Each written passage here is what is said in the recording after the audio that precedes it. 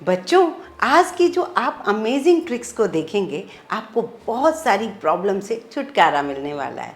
बहुत सारे पैसे बचेंगे और बहुत सारी परेशानियों से आप फ्री हो जाएंगे। तो चलिए वीडियो शुरू करते हैं। और बच्चा लोग कैसे हो? चलो चलते हैं कुछ नया सा करने। बच्चों, पहली ट्रिक को देख लेते हैं। जैसे कि मोबाइल का चार्जर अक्सर हमारे पास होता है, जिसे कि हम लोग अगर सही ढंग से ना रखें तो बहुत ही अस्त व्यस्त हो जाता है। खास तौर से जब हम कहीं बाहर ट्रैवल पे जा रहे होते हैं और बैग में हमें मोबाइल का चार्जर रखना है या फिर जो भी कोई चार्जर रखना है, तो उसकी तारें ना आपस में उलझ जाती हैं। एक सामान निकालो तो दूसरा सामान गिरता है। ऐसा ना हो तो उसके लिए छोटी सी बच्चों एक ट्रिक लाई हूँ। जैसे कि हमारे पास स्ट्रॉ तो होते ही हैं, उसे आप ना अपन पेंसिल शार्पनर जो होता है उसे इस तरीके से धीरे धीरे शॉर्प कर दीजिए। शॉर्प करने से ये टूटेगा नहीं, बस इस तरीके से ना स्क्वायरल टाइप का वो शेप में बन जाएगा। जितना आपको चाहिए उस हिसाब से आप कर लीजिए। एक स्ट्रॉ से दो भी बन जाएंगे। तो ये देखिए, बहुत छोटा सा काम है। अब आप क्या कीजिए, मोबाइल के चार्जर को इस तरीके से थोड़ी सी तारों को बंद करके और ये स्क्वायरल जो हमने बना लिया ना हाथों से ही मिनटों में, उसको आप इस तरीके से लपेट देंगे। लपेटने से क्या होगा, इसका वायर हो जाएगा छोटा, ना तो टूटने का झंझट ना ही कोई प्रॉब्लम। अब इसे बैग में डालेंगे ना, बहुत ही व्यवस्थित तरीके से ये पड़ा रहेगा। आपके कोई सामान गिरेंगे नहीं और आपको आराम से सही ढंग से रखा जा सकता है। और जैसे भी आप चार्ज भी करते हो ना, तब भी वायर इधर उधर नहीं बिखरेगी, आप आराम से चार्ज भी कर सकते हो। बच्चों, वायर को ही लेके एक और ट्रिक लाई हूँ। जैसे कि हमारे पास प्रेस की वायर होती है या फिर हेयर ड्रायर की वायर होती है। बाथरूम में जब हम हेयर ड्रायर रखते हैं, उसको सही ढंग से कैसे रखें, आपने उसकी तार को पहले ऊपर ले जाना है और उसके बाद वापस नीचे ले जाना है। हेयर ड्रायर की तार को ये देखिए, पहले इस तरीके से ऊपर ले जाना है, फिर नीचे ले आना है। अब अंगूठे को उस तार पर दबाकर धीरे धीरे बची हुई तार को इस तरीके से लपेट दें। एक दूसरे के ऊपर नहीं लाना है, बस सिस्टमेटिक तरीके से आप इस तरीके से रखिए। आपका काम बड़ा आसान हो जाएगा और व्यवस्थित चीज जो रखी हुई होती है वो दिखने में भी सुंदर लगती है। ये देखिए, रोज रोज तो काम आता नहीं है, जब जब काम आएगा ना आप आराम से इसे यूज कर पाएंगे। जब इस तरीके से आपने व्यवस्थित कर दिया, अब बची हुई जो प्लग का जगह है उसको आप इस वायर के अंदर से निकाल दीजिए। बस अब आप जहां भी रखेंगे उसे सही ढंग से रख पाएंगे। ये ट्रिक बच्चों कैसी लगी, मुझे कमेंट करके जरूर बताइए। बच्चों, चलते हैं एक और ट्रिक किचन की, जो कि हमें रोजमर्रा में काम आती है। वो होता है चॉपिंग बोर्ड। चॉपिंग बोर्ड पर सिर्फ काम करना आसान तो है, लेकिन उसे सिर्फ काम करते रहो वो ठीक नहीं है। हमें टाइम टू टाइम और कुछ नहीं तो वीक में एक बार उसे हाइजीनिक तरीके से साफ करना होगा। हाइजीनिक तरीका क्या, इस पर डिटर्जेंट लगा नहीं सकते। अब इसको हम साफ कैसे करें, तो डिटर्जेंट के बिना इसे हाइजीनिक रखने का एक ही तरीका है, आप लीजिए नमक। जी हाँ, नमक जो हम खाने में यूज करते हैं। नमक लीजिए, थोड़ा पानी लीजिए और नींबू का छिलका या आधा नींबू ले लीजिए, बस उससे रब कर दीजिए। दोनों तरफ से जब आप रब करके इसे साफ करेंगे और उसके बाद वॉश करके उसे अपने आप सूखने देंगे, उसके बाद कपड़े से सुखाकर आप जब रखोगे तो ना तो बारिश का टाइम है इसमें फंगस लगेगी, ना ही ये इसमें बैक्टीरिया पनपेंगे। आप रोज काम करोगे, आपका काम बड़ा आसान होगा। आप कई बार ऐसा लगता है कि हमारे घर में बैक्टीरिया पनप कहाँ से रहे हैं, क्योंकि हमें अंदाजा ही नहीं होता कि हम ये गलत क्या कर रहे हैं। कई बार बारिश के टाइम में इसकी साइडों में फंगस लग जाती है, तो ये इस बात का आप खास ध्यान रखें। बच्चों, चलते हैं आज आपको एक छोटी सी और ट्रिक बताने। जैसे कि हमारे एक डलिया में ज़्यादातर हम बास्केट में कप प्लेट धो के रखते जाते हैं और उसके बाद सुखा कर भी रखते हैं। वो कई बार ना बिखरे बिखरे लगते हैं और बिखरे होने से कई बार वो थोड़ा साइड से टूट भी जाते हैं। और जब कप टूट जाता है, हल्का साइड टूट जाए, लेकिन वो काम का नहीं रहता, अच्छा नहीं लगता।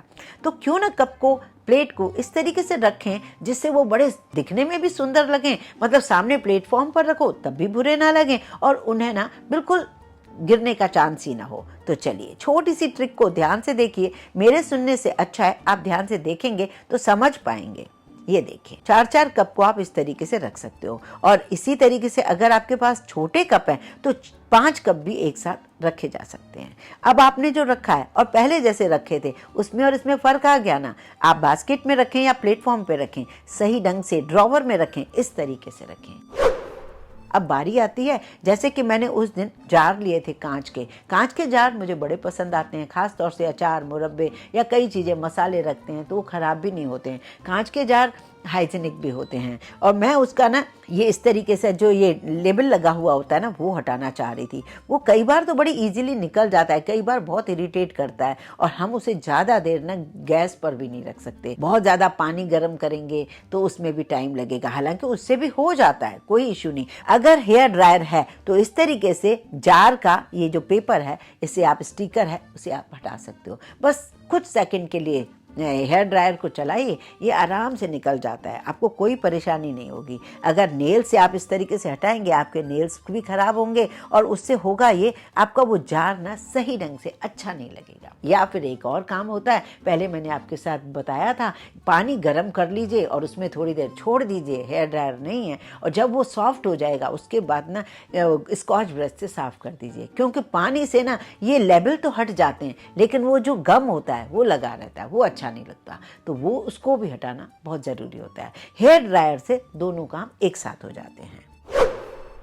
बच्चों चलते हैं अब एक और छोटी सी ट्रिक बताने। कई ऐसे काम होते हैं जिन्हें हम करना नहीं चाहते। कई बार ऐसा होता है नेल्स की नेल पेंट खराब हो जाएगी। आप ना ये पहनते हो ना ग्लव्स, तो ग्लव्स पहनने के बाद भी आपने देखा होगा ये ग्लव्स ना निकल जाते हैं हाथों से। ऐसा होता है ना, मेरे साथ तो ऐसा ही होता था। तो मैंने तो ये ट्रिक फॉलो की है, मुझे बड़ा अच्छा लगने लगा है। अगर आपने ग्लव्स पहना उसके बाद लीजिए एक रबर बैंड को आप इस तरीके से चढ़ा दीजिए।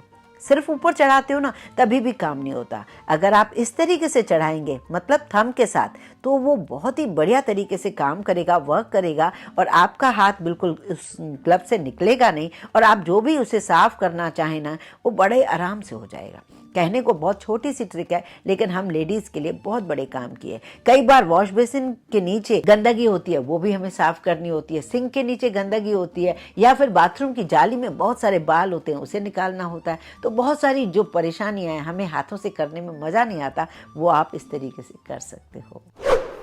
जैसे कि ये शैम्पू का पाउच है, कोई भी कंपनी का शैम्पू का पाउच होता है। कई बार ये होता है कि हम छोटे बच्चों को नहला रहे होते हैं या फिर अपने पैर साफ करने के लिए थोड़ा सा हमें शैम्पू चाहिए होता है, तो ऐसे में शैम्पू का पाउच हम खोल तो देते हैं, उसके बाद ना वो लीक होता रहता है, वो गिरता रहता है। लीक होने के बाद वो नीचे गिरता रहेगा। ये परेशानी मुझे तो आती थी, आपको आती है या नहीं मुझे कॉमेंट करके ज़रूर बताइए। तो आपने इसके लिए क्या करना है, उसको इस तरीके से अगर आप रखेंगे ना तो नीचे डुलेगा नहीं, मतलब आपके पैसे तो बर्बाद होंगे नहीं और वो ना आपका जो सिंक के साइड का खराब हिस्सा हो जाता है वो भी खराब नहीं होगा।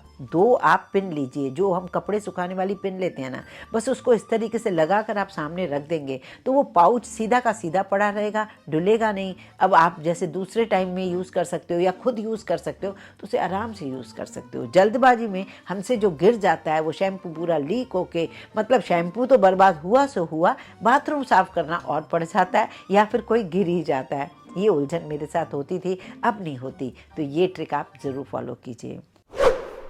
बच्चों चलते चलते एक और ट्रिक आपके साथ शेयर करती हूँ।